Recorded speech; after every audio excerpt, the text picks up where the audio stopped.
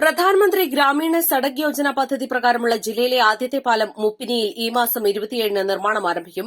പുന്നപ്പുഴയ്ക്ക് കുറുകെ മുപ്പിനിയിലാണ് എടക്കര മൂത്തടം ഗ്രാമപഞ്ചായത്തുകളെ തമ്മിൽ കൂട്ടിയിണക്കുന്ന പാലം നിർമ്മിക്കുന്നത്.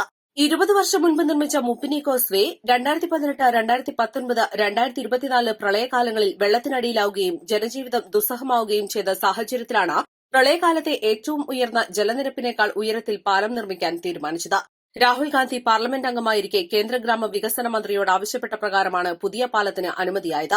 ഒരു വർഷം മുൻപ് കേരള ഗ്രാമീണ റോഡ് വികസന ഏജൻസി ചീഫ് എഞ്ചിനീയർ RS അനിൽകുമാറിന്റെ നേതൃത്വത്തിലുള്ള സംഘം സ്ഥലം സന്ദർശിച്ച് ഡിസൈൻ പ്രവൃത്തികൾ പൂർത്തീകരിച്ചിരുന്നു. ഒരു ഭാഗം വനഭൂമിയായതിനാൽ നേരിട്ട തടസ്സങ്ങൾ വനം, പൊതുമരാമത്ത് വകുപ്പ് മന്ത്രിമാർ ഇടപെട്ട് പരിഹരിച്ചു. തുടർന്ന് സാങ്കേതികാനുമതിയും ഭരണാനുമതിയും ലഭിച്ച പാലത്തിന്റെ ടെൻഡർ നടപടികൾ അടുത്തിടെയാണ് നടന്നത്. 7 കോടി രൂപയാണ് പാലം നിർമ്മാണത്തിനായി അനുവദിച്ചിട്ടുള്ളത്. ഇതിൽ 40% സംസ്ഥാന സർക്കാരിന്റെ ഫണ്ടും 60% കേന്ദ്ര ഫണ്ടുമാണ്. പാലത്തിന് 90 മീറ്റർ നീളവും 8 മീറ്റർ വീതിയുമാണുണ്ടാവുക.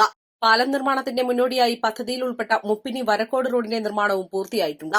നിലവിലെ കോസ്വേ പൊളിച്ചു നീക്കിയാണ് അതേ സ്ഥലത്ത് പുതിയ പാലം നിർമ്മിക്കുന്നത്.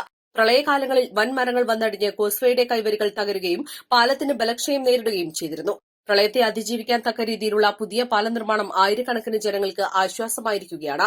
East live, Edakkara.